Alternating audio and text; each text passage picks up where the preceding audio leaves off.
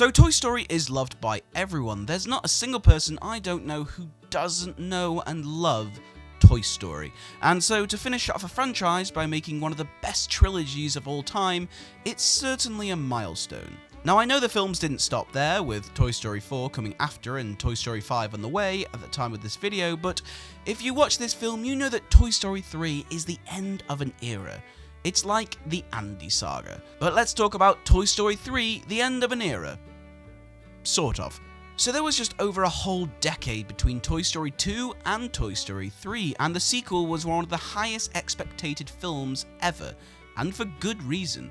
People have grown up with these films, and I was only a year old when the first movie came out, and these films have been engraved into my culture. This film plays highly to the people who have grown up with these films, right from the opening sequence watching the characters reenact famous lines from the first two movies. It is nostalgia high, but for all the good reasons. We forget that the animators and actors have grown up with these characters as well, and to experience this all together really is something truly magical. So let's talk about those beloved characters. Any good film needs good characters, and Toy Story has never failed with that. They have always delivered strong, thought-provoking and interesting characters, through the script, through the story, and even through the choices they make. The creators at Pixar know these characters just as much as us, and if not more so.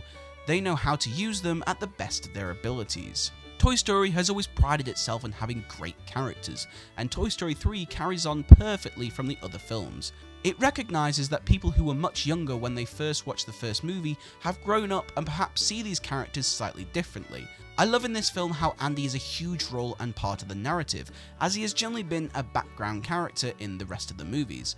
I love that he's going off to college and that he's kind of torn up with what to do with his old toys. I love that he wants to take Woody with him to college, and Andy represents the audience projecting our emotions through him. We get introduced to a large array of characters which are all brilliant and hilarious. To Timothy Dalton as Mr. Pricklepants, who brings one of the best liners ever, to Ken, who is played by Michael Keaton, who you can't go wrong, and even Whoopi Goldberg as Stretch, which is always awesome to see Whoopi Goldberg in anything. I love this film's cast, and a large amount of characters really bring this film into a grander scale to make the series finish with a big bang. Let's talk about what Toy Story 3 does the best, not just compared to all other Toy Story films, but in Pixar films' general history. Lotso, the villain. Lotso is one of the best villains in Pixar history, played fantastically by Ned Beatty. Now, Pixar aren't known for having stereotypical villains. They have had a few over the years with the likes such as Hopper, Syndrome and Otto, but most of the times the villains in Pixar movies tend to be less world domination and more just a conflict for the heroes to overcome. But it's nice to have a clear evil villain, and Lotso fits all the criteria.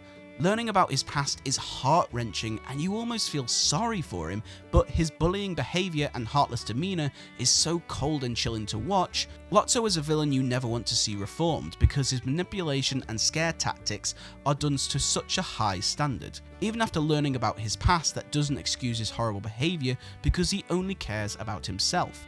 Not even Big Baby, who despite going through the same experiences he does, Lotso doesn't care for him. Having a great villain really gives a big adventure-like quality, especially considering this film is like the Prison Break style movie, but with toys. This style of storytelling really helps make Lotso more feared as the best Pixar villain, in my opinion.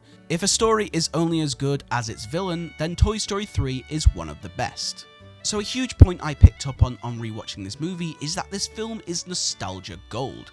Now, nostalgia doesn't make a movie good, and you can't rely on it, but Toy Story 3 is probably the best film for nostalgia, as everything is linked back to previous film.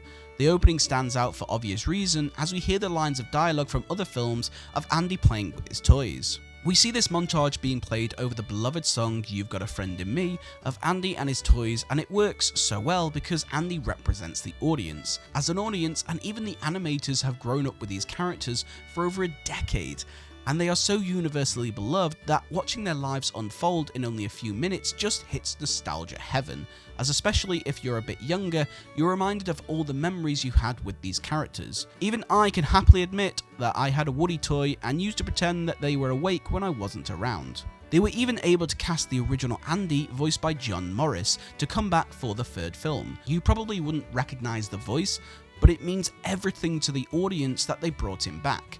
everything is done with the greatest respect. Even the character of Slinky's voice actor had to be changed due to the sad passing of its original voice actor, Jim Varney. It was passed on to Blake Clark, and you can tell they wanted someone who respected the actor, the role, and wanted the voice to be done to the highest standard. When nostalgia is done with the care and understanding, it can be used effectively. Toy Story 3 links itself to the other films with the best intentions, wanting to do right by the characters and making the audience experience the journey they have been having with these characters for over 20 years. Wanting to do right by the characters and making the audience experience the journey they have been having with these characters for over a decade. The music of the Toy Story saga has always been a cherished moment for audiences. Randy Newman, who obviously returned, has made a huge name for himself from these movies, and I love Toy Story 3's soundtrack because, as I said, it reuses and reboots a lot of the tracks from the first two. Hearing a lot of the music, especially from the first film, which really gets the nostalgia high. Randy Newman's soundtrack is incredibly adventurous and moving, and is probably one of the best out of the three. The ending music is so moving, it's sad, it's hopeful, and it really captures the messages of passing the torch from Andy to Bonnie, and the importance of Andy and moving on from him. I don't think anyone could have done a better job because Randy Newman has been involved in these movies from the very beginning, and like the animators, they understand the characters just as much as we do.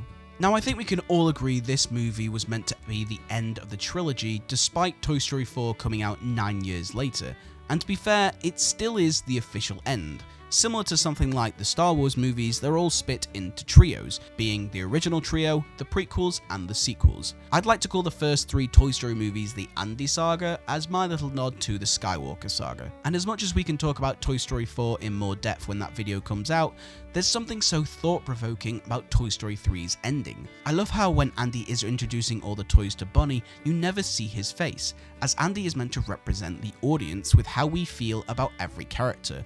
The words he uses aren't just what Andy would say about them, but what we would say about them as well, meaning his words are our own to show how much we care for them. It's an incredibly moving moment, and it really does hit that emotional impact the film deserves.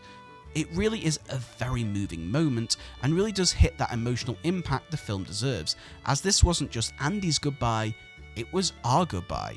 I know, we got Toy Story 4 a few years later, and even there's a 5th on the way, but at the time, we didn't know that. This was the end of an era. People say The Lord of the Rings is the true movie journey saga, but that saga only lasted 3 years.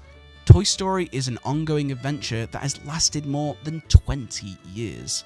We laughed with them and we have cried with them, we collected the merchandise, we sang the music, and this franchise matches something with the likes of the MCU being so heavily involved into our culture that it is a universal icon. And I don't think people realise how relevant these films are. So until we talk about the 4th movie, this makes this film one of the best movie franchises to ever grace the history of cinema. So professionally, I give this movie a perfect solid rating of 10 out of 10. And it gets my personal rating of 8 out of 10. I have given all the Toy Stories the same rating, as you can decide which one of yours you prefer. For me, I prefer the first one. It's kind of hard to say why. I kind of like Buzz and Woody's dynamic in that movie, but I love all 3 just the same. So thank you for joining me in this video. Tune in next week when we get to talk about Cars 2. That'll be a very interesting video. I've never seen that movie, so I can't wait to talk about that. I'd love to hear your favourite Toy Story 3 moments in the comment section below, and if you enjoyed it, please leave a like and subscribe, and why not check out one of my previous videos right here. Thank you for joining me, and I will see you all in the next one.